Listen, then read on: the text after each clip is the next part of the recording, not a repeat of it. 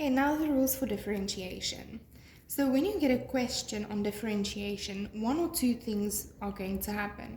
The first thing is they can either ask you to differentiate this question according to the first principles. When they ask you with those words specifically according to the first principle, you have to go use our formula we used for gradient at a point. So that's our first principle. Now, the second thing that can happen is they just ask you to differentiate this function. Okay. When they tell you that, you're going to use the short way. Now, the short way is the rules for differentiation.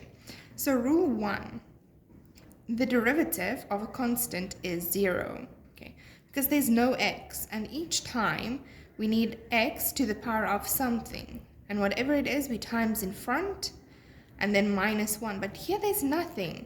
Okay, so constant is 0. So if our function is fx equals to 10, our derivative is 0. So whenever you have a function, and let's say by the at the end of it, you have like plus 4 or plus 2, like you get in our parabola function, our quadratic equation, then it just becomes 0. It falls away. Okay, so rule 1, the derivative of a constant is 0. Now number 2, the power rule. Now that's what I mentioned now. Okay, so the power rule. If our function is x to the power of n, whatever is on top, we times what's in front of x and we minus 1. So now we see here, n was on top, we times it in front and we minus 1. So if it's x to the power of 10, we times 10 to whatever in front, and what's in front of x now is currently a 1. So 10 times 1 is 10, and we minus 1 on top, which is 9. And this is my derivative then. Now on to rule number 3. And that's also what I mentioned. So do you see how these things come together? It is rule 2 and 3 you can take as one rule because it says the same thing. So the derivative of a function multiplied by a constant. Now, if my function is 3x to the power of 4, I need to times 4 by 3, whatever's on top or it's in front. So here we did 10 times 1, and now we did 4 times 3. I need to do, and then minus 1 on top. So 3 times 4 is 12. 4 minus 1 is 3. So my derivative of 3x to the power of 4 is 12x to the power of 3. So it's very easy rules, but please, please, please, you do need to know them. Then my rule 4, the sum rule. Now this one is fairly easy.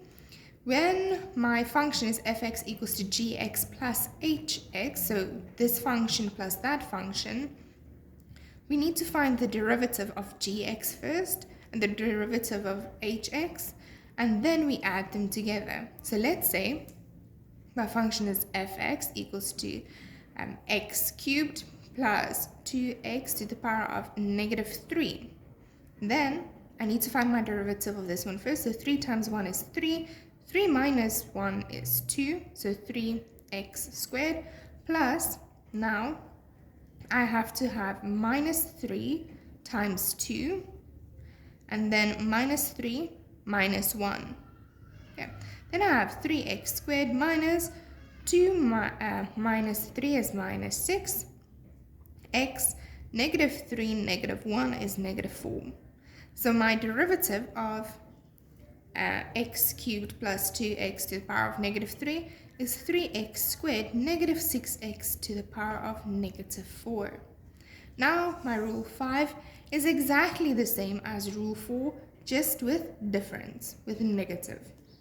Okay, so the difference rule, again, if my function is gx minus hx, then my derivative would be the derivative of gx minus the derivative of hx.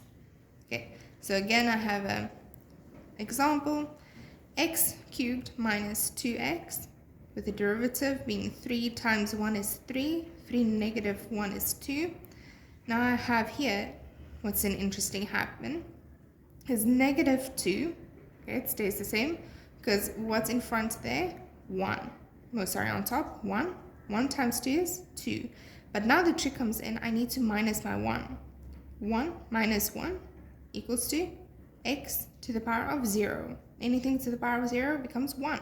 Okay, so 3x squared minus 2 is then my derivative.